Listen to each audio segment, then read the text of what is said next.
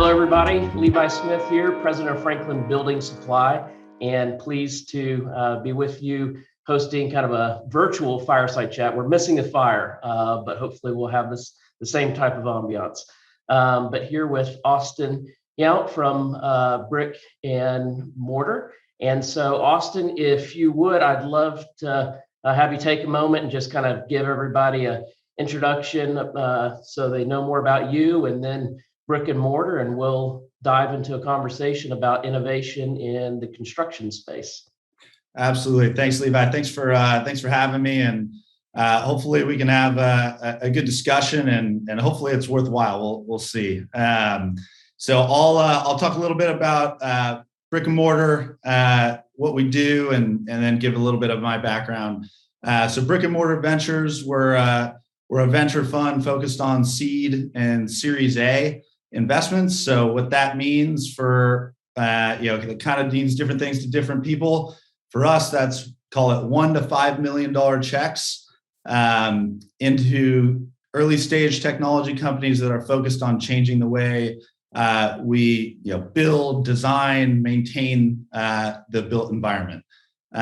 We get labeled construction technology, but we will do a little bit broader than that. We view we'll get into this a little bit, but we view construction as a common process among many industries. So that ends up with investments in underlying technology that may seem to be further away from our thesis, but have an underlying problem they're solving within our industry. We are entirely funded by corporate strategic capital in the construction value chain. So this is public information. So, our LPs include Ferguson, United Rentals, Knauf, which owns US Gypsum, Sidewalk Labs, among several other, Cemex, a couple large general contractors as well, and no competitors. And the thought process there is, we want the groups to be pretty open and exchanging information and problems they're seeing coming out of the field, and we're able to kind of match that with the technology that we're seeing. And we'll get into our team's background. I'm the only one that doesn't come from construction, so I'm a bit of an outlier within our team, but we have pretty deep construction knowledge. And our founder, general partner, Darren Bechtel, comes from the Bechtel family. He grew up, needless to say, he grew up around construction, and the history there was he started as seed investing and angel investing, and the highest performers, probably not too shocking, happened to be within the construction industry, and that's when he kind of formalized the fund around this thesis, and that was probably 4 years ago. And we're a team of 5. As I said, our team's backgrounds come from Kiewit Construction, Bechtel Construction, DPR, McCarthy. So pretty extensive, complex construction. I mentioned this, my background is not that. Yeah, my background, work your way into this. Yeah, so my background's more traditional finance and startup operations, and took a bit of a windy path. So I studied economics and actually played baseball in college, and got drafted, and then chased that dream. I left college early to go play professional baseball, and I played in Idaho Falls. So I've been up and down that area and bumped around the minor leagues, and then had to get a real job. So realized pretty quickly my career in baseball was coming to an end. So I went back, finished my degree, and then went into investment banking, doing mostly mergers and acquisitions for software companies and tech-enabled services. And, frankly, for me, it was a way to get a lot of reps in different kinds of business models and learn a lot really quickly. I've been, bumming around in the minor leagues and needed to kind of accelerate my learning, was kind of my hypothesis. And I spent a few years doing that, and then met a guy named Ron Johnson, who started Apple Retail Stores. And he had this concept of bringing last mile delivery to the online customer and kind of bring the Genius Bar experience. So we would hand deliver products and set them up for the customer. And for me, it was really a way to get paid to get my MBA. I was, kind of wore a number of hats and did a lot of different things and was learning on the fly. And I had a lot of fun. And I stayed there for 4 years. We grew a lot. And then I realized I missed the kind of really early days. So that started me down the path of trying to, start the journey all over again and look at startups. And my family does land development. So that's kind of the connection to the industry. They've been doing land development in Arizona for 35, 40 years. And I could see the industry changing from an owner's perspective. They were working on things that they just never would have worked on, back, as I was growing up. And that was kind of a light bulb went off and started me down this path of trying to figure out if there were any early stage startups, related to this industry, and started doing research, and brick and mortar kept popping up as a common investor in a lot of companies that I was seeing getting some traction. And at that time, Darren was investing his own capital, and I really thought I was going to join a startup. So I was fortunate enough to get myself in front of him and pick his brain. And over the course of probably 6 months of throwing around ideas and trying to figure out what was going on in the industry, he raised the first 50 million of outside capital, and that's when I jumped on board, and that was a little over 3 years ago. And what's the size of the fund today? The size, we're a $100 million fund, so we closed an additional, or just under that. Okay. We closed an additional 50 million or so after I joined, and we've been investing out of that for the last few years now. So there aren't that many funds really just focused on this space. Can you give us a feel for, what's really exciting in this space? What are the type of things that you're seeing? You've had a few companies that you've had an exit from. You've got a long list of companies that are in your portfolio right now that you've made investments in. Just give us a feel for what's happening around construction. Like you said, it's a little bit broader than that, but what are the type of things that people who aren't in this industry, looking at it every day, looking to put money in it or running a business in it, what would they be surprised to find out that's happening in this space, and is a reason that brick and mortar exists and is focused on this? Yeah, so I would say it wasn't until maybe 5 years ago that there were any venture-backed companies that had successful exits. So there was really no precedent for venture investors to say, hey, this is an industry that's A, big enough, and B, a company could grow fast enough to return, at a venture returns. And I think you look at PlanGrid being one of the well-known exits a few years ago, which Darren was the largest seed investor in. That kind of kickstarted and brought some attention to the space within the venture capital community.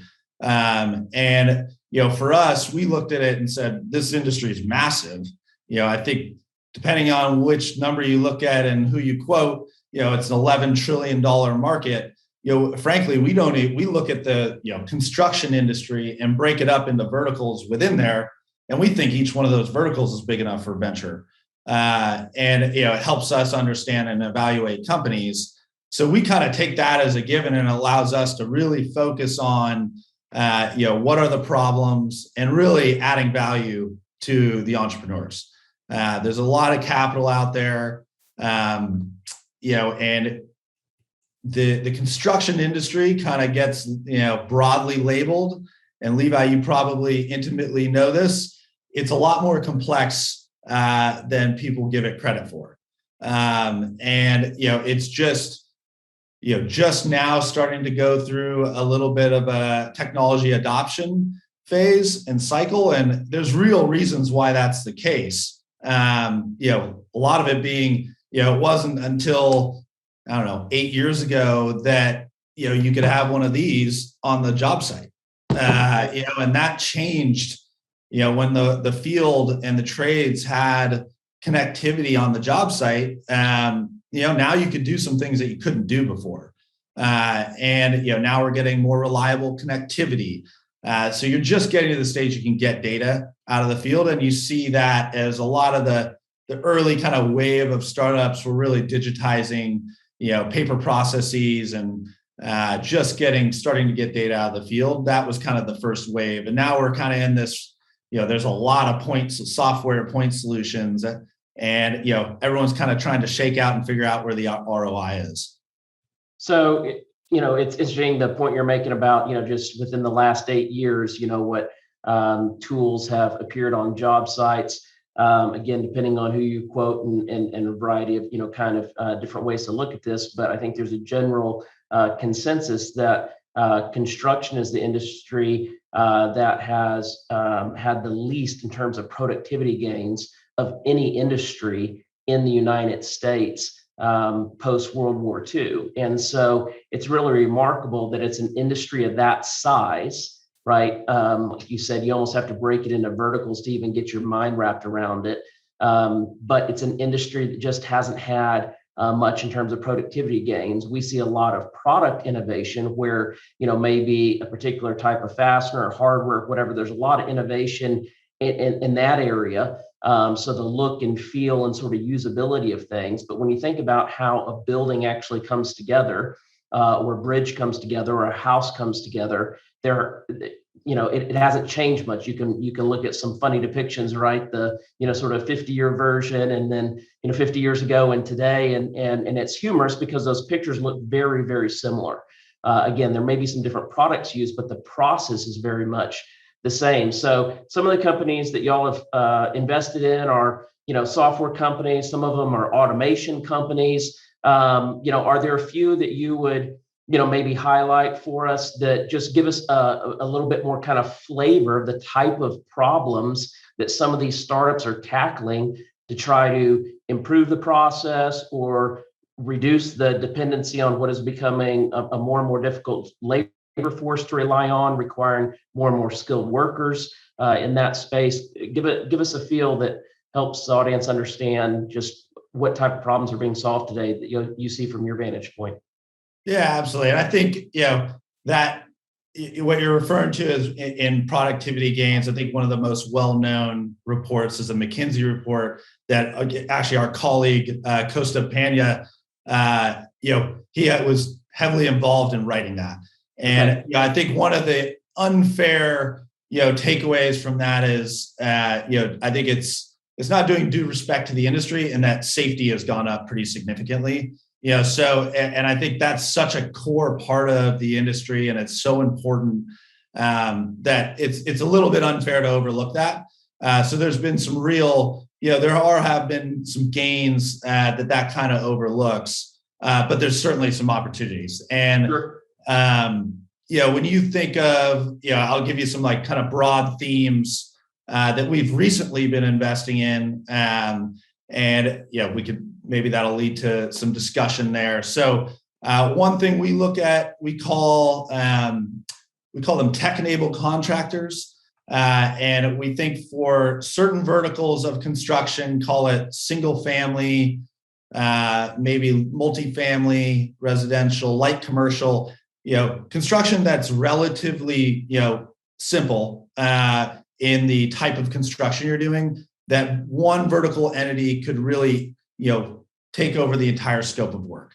And that's kind of a thesis we've been investing in. And then when you get more complex construction, labs, healthcare, infrastructure, it's probably a little bit too much risk, too complex for one entity to take control and verticalize that. So, we start looking at more common processes.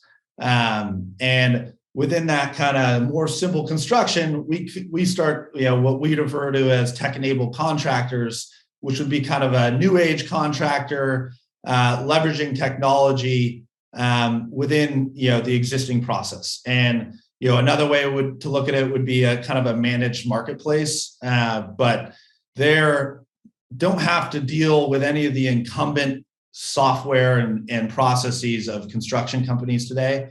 So they're able to kind of start from scratch and kind of build those efficiencies in, and that allows them to grow faster than just starting a construction company. Considering the breadth of things that you all look at when you think about commercial infrastructure, housing, what do you see as being, some of the unique sort of aspects of housing, whether we're talking about single family or multifamily, that either present some different challenges or different opportunities compared to when you look at stuff that's happening maybe in, the commercial space, big towers, infrastructure, like you said, kind of hospitals, that sort of thing that has a different type of complexity associated with it. What makes for unique challenges and opportunities around housing?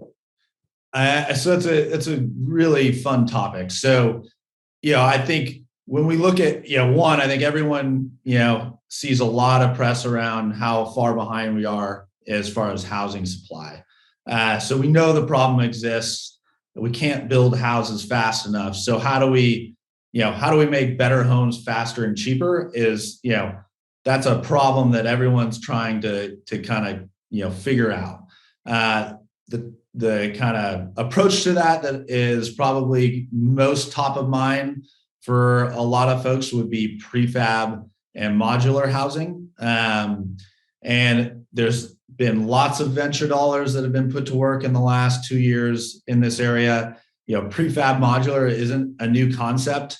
Right. It's been around for a while. For decades. Yeah. And, depending on how you think about it, there's been areas where prefabrication has worked really well. You look at a lot of MEP and, that's prefabricated. There's a lot of prefab done there that people don't realize. It's done in shop and then it's designed, done in shop, and then installed in the field. I think where housing has struggled was, we haven't, you kind of end up with this, 250 mile radius where, a factory might be able to be profitable. And, if you're doing custom housing, it's pretty hard to be efficient and keep a factory moving on housing. So you've seen a lot of money go into it and nothing has quite taken off. And we suspect that a lot of that is due to, custom housing and not, really appreciating the logistics constraints. We invested in a company called Connect Homes that's doing full prefab modular housing, but the modules are based on the intermodal shipping network. So, it costs the same to ship, 200 miles as it does to ship across the country. And we felt like that was that's much more scalable, understanding the logistics network. They're not trying to give full custom design to the customer. They're, think of it more of picking a car. You can pick some colors, you can pick some, your model, and, you feel like you're getting your options, but it's really, constrained. And right. That was the thesis in Connect Homes. I think, we'll see. We're excited about what they're doing, and we think there's real opportunity there. They've started to get pulled into, homeless shelters and working for, some of the city, dollars that are trying to rapidly deploy more sustainable, housing for low income groups. And, I think that's exciting. I think that's showing that, we're finally starting to make some changes at the, zoning, level that really hold up a lot of the scalability if you, want to push out housing quickly. So as you're, looking at people trying to solve some of the problems you're highlighting, what are some of the challenges that maybe the five of y'all talk about, or some other maybe your investors are talking about that you're not seeing anyone sort of tackle, or maybe tackle well, where you're kind of out there on the hunt for an entrepreneur or startup, that might be trying to solve this problem, but you're just not finding anyone really tackling that you think, would be a real difference maker in terms of accelerating, some of the, solutions regarding housing affordability, how, quickly we can build, like you said, affordable, reasonable quality homes. So what are those type of things that y'all talk about? You say, man, I wish somebody was looking at this problem a little bit more intently. So I'll separate that into two parts. So okay.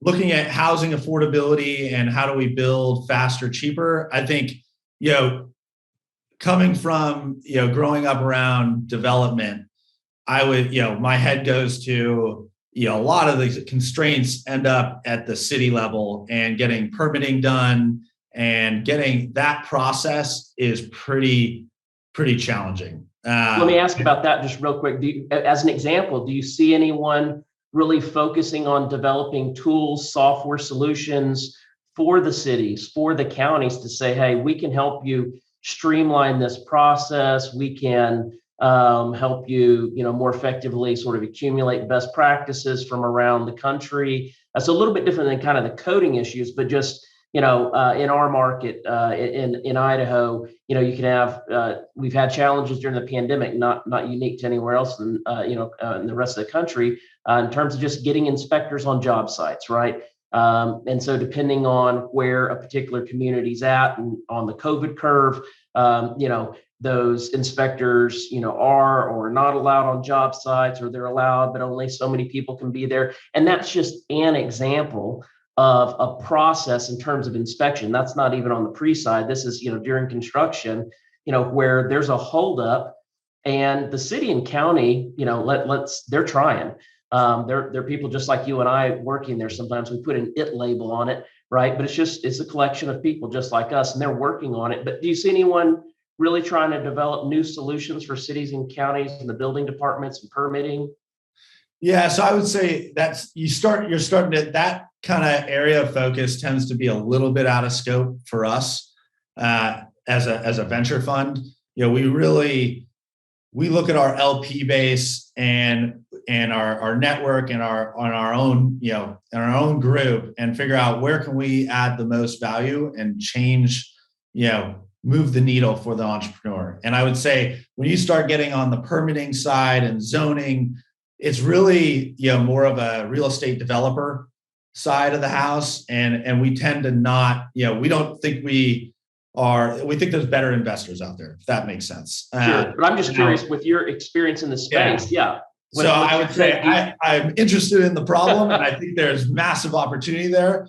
Not likely going to be an investment opportunity from brick and mortar, but I do think that's an area that's really interesting. There's companies trying to digitize building codes. I think, jury's out there. I think that's pretty challenging within the US. And often developers are, trying to figure out how to change building codes and zoning rules in order to unlock value. But I think, I don't know, my hypothesis is that, COVID and, things shutting down and moving remote hopefully accelerates some of these processes that you were talking about.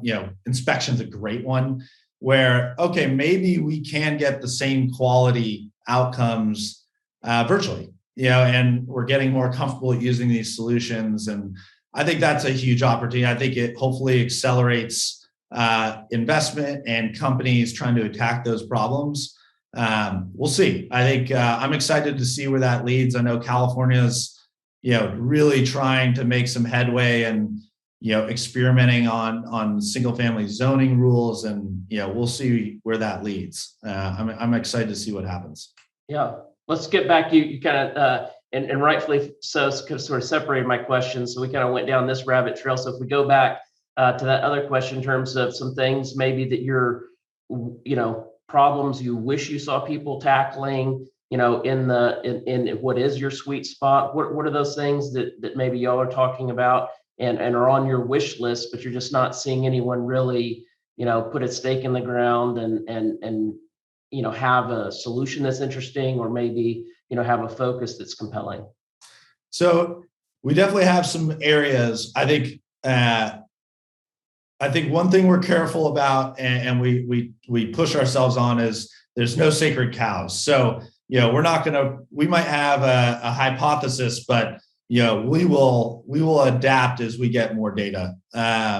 and entrepreneurs tend to be, able to figure that out and come up with ideas much faster than we can. We might have some high level understanding of problems, and then we'll kind of wait and be looking for, what are ways entrepreneurs are solving those problems, because where they start, likely won't be where they end up, at least the most successful entrepreneurs. So, we try to pay attention to these companies over time.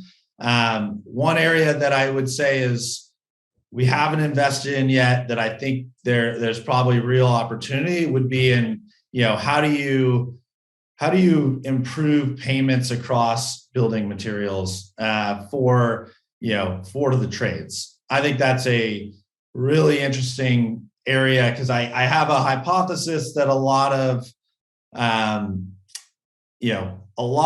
kind of constraints, particularly for a subcontractor who's purchasing materials, is around aligning their, AR, accounts receivable and accounts payable, rather than, not having, the cash. And I think part of that issue is just the way data is collected and the way the industry has, kind of evolved over time is, everyone's on either net 60 terms, net 90. You're typically financing the contractor and not the project as a building material supplier. So there's not a lot of science behind why one group gets different terms than the other.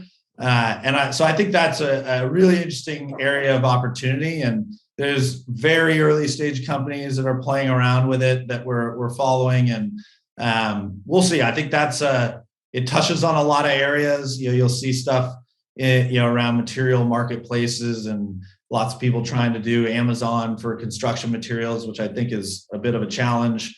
But it all kind of interlocks, with supply chain and all that. So that's an area I get excited about. Our team's been looking and kind of, it's top of mind for us. And I don't know. And then I think another area, if I'm going to name another one that we haven't invested in completely, would be in your, labor training side. I think that's really interesting. We have an investment in a company called Hounds, which is, created kind of really the first network for the trades, where, the trades can share their work and discuss the work that they're doing. And it's not intermingled with their Facebook, where they don't really want to be talking work and politics all together. Or maybe their audience doesn't want. Which I totally respect. I'm following you as a friend, not as a plumber. Yeah, exactly. So, that I think I'm really excited about what they're doing, and they clearly tapped into, something trades were looking for. And I think they have an opportunity if you can aggregate the trades. I think there's some real opportunities to do different things. There's a couple companies, Intrepid Homes. It's really, redoing the training side of things, which I think I'd love to see, groups partnering, with unions and really how do we all work together to increase the top of funnel coming into the trades and train them faster. I think and really show the opportunity in the industry, right? And I think part of it's probably a marketing problem and just an awareness issue. But I think those two areas, at the moment are areas we're definitely keeping our eye on. I really appreciate your time and your insight today. And thank you for the work that you and Brick and Mortar have been doing. Absolutely. It was exciting to be a part of it. And, we want to, feel free to reach out as things, come across your desk that you find interesting. And we invest, all across the world and the country. And we think it's pretty important. We see creative solutions everywhere. And most of our investments tend to actually be outside Silicon Valley. So I continue to be impressed and blown away by the ideas that entrepreneurs come up with. So excited to see what happens. All right, well, good. Well, we'll leave it there and thank everyone for their time.